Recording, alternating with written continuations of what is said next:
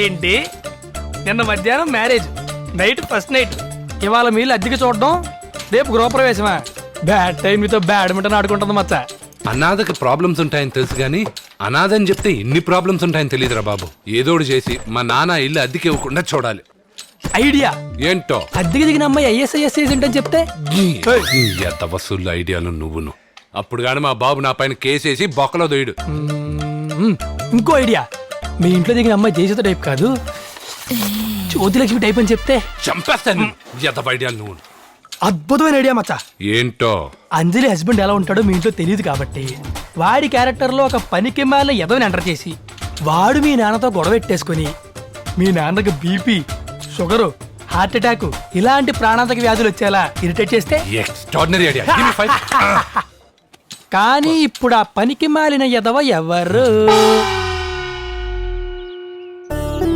ఎవర్రా ఈ అబ్బాయి? నీలా కాకుండా బుద్ధిమంతుల్లా ఉన్నాడు. అశ్విన్ అని నా ఫ్రెండ్ అన్న. మరెప్పుడు మన ఇంటికి రాలేదే? అంటే వాడింటికి వాడే సరిగా వెళ్ళడు, ఇంకా మన ఇంటికి ఏమొస్తాడు? ఏరా మరి ఇప్పుడు సడన్ గా ఎందుకు వచ్చినట్టు? నవ్వు ఆపి విషయం చెప్పు. పొద్దునే అద్దెకి మన ఇంట్లోకి ఒక అమ్మాయి దిగింది నాన్నగారు, వాళ్ళ ఆయన. ఏమయ్యా, మీ ఆవిడ అచ్చం మా ఆవిడలాగానే ఉందయ్యా. మా ఆవిడ మీ ఆవిడలో ఉండమేంటి సార్? మీ ఆవిడ ఎక్కడ, మా ఆవిడ ఎక్కడ? మీ ఆవిడ ఇక్కడ, మా ఆవిడ అక్కడ. అక్కడ ఉంటే అంతకైతే అయిపోద్దా? ఏయ్! నీ ఫ్రెండ్ రెస్పెక్ట్ లేకుండా మాట్లాడు. రెస్పెక్ట్ అనే మెటీరియల్ నా బాడీలోనే లేదా? మా నాన్న యహేనా? రెస్పెక్ట్ అన్న మెటీరియల్ నీ బాడీకి ఈ ఇల్లు అద్దెకిచ్చే ప్రసక్తే లేదు అన్న.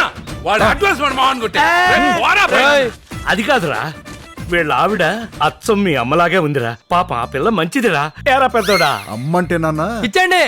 రైల్వే కంపార్ట్మెంట్ లో టాయిలెట్ అంత కూడా లేదు, ఈ ఇంటికి 20,000 అద్దా.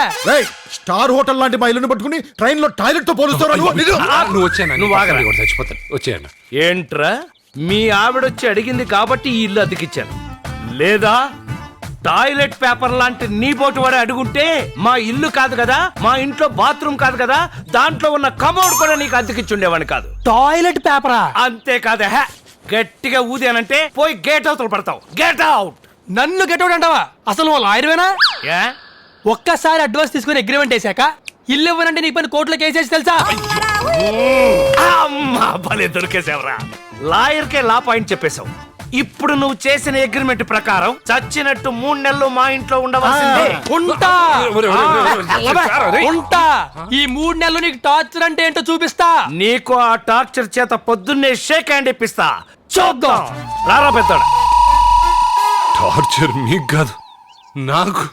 ఎలాంటి కష్టానైనా ఓర్పుతో ఎలా ఎదుర్కోవాలనే విషయాన్ని మహాభారతంలో కర్ణుడి పాత్ర ద్వారా మనం తెలుసుకోవచ్చు. కర్ణుడిది భారతంలో ప్రత్యేకత ఉన్న పాత్రే కాదు, ప్రాధాన్యత ఉన్న పాత్ర కూడా. అందుకే కర్ణుడు లేని భారతమా అని నానుడి వచ్చింది. స్నేహానికి నిలువెత్తు చిరునామా కర్ణుడు. ఇన్ని సద్గుణాలు కలిగిన వీర పరాక్రమవంతుడైన కర్ణుడు దుర్యోధనుని కొలువులో ఎలా చేరాడు? సహజ కవచ